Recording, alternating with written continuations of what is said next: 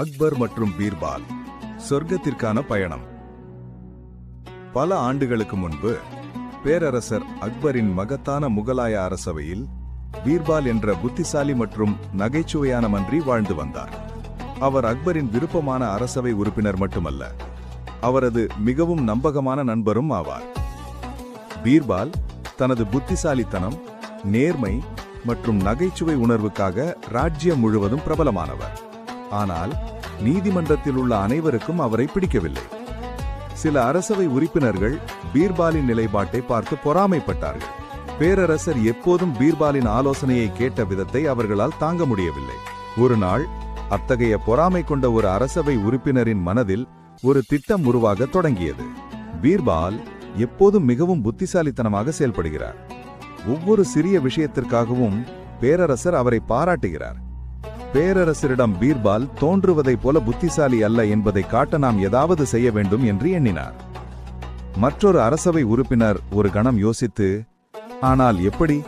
நாங்கள் முயற்சிக்கும் ஒவ்வொரு முறையும் பீர்பால் நம்மீதே கவனத்தை திருப்புகிறார் என்றார்.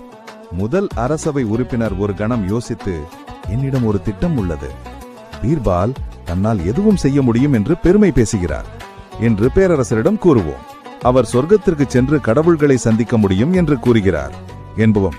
பின்னர் அதை நிரூபிக்க அக்பரிடம் கட்டளையிடுமாறு கேட்போம் என்றார். இருவரும் பயங்கரமாக சிரித்தனர்.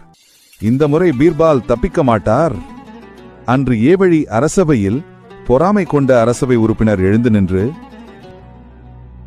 மாட்சிமை பொருந்தியவரே, நான் உங்களுக்கு ஒரு முக்கியமான விஷயத்தை சொல்ல வேண்டும் என்று உரத்த குரலில் கூறினார். அக்பர் ஆர்வத்துடன் பார்த்தார். பேசுங்கள்.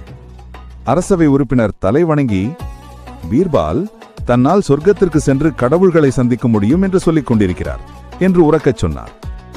நீதிமன்றம் ஆச்சரியத்தில் முணுமுணுத்தது. அக்பர் பீர்பாலிடம் திரும்பி, பீர்பால், இது உண்மையா?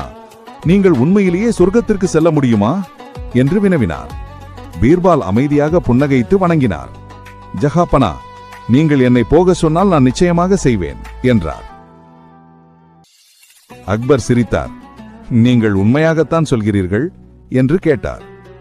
பீர்பால் பதிலளித்தார், ஆம் மாட்சிமை பொருந்தியவரே, ஆனால் பயணத்திற்கு தயாராவதற்கு எனக்கு சிறிது நேரம் தேவைப்படும் என்று கூறினார். அக்பர் மகிழ்ச்சியுடன் ஒப்புக்கொண்டார். நல்லது பீர்பால், உங்கள் சொர்க்க பயணத்திற்கு தயாராகுங்கள்.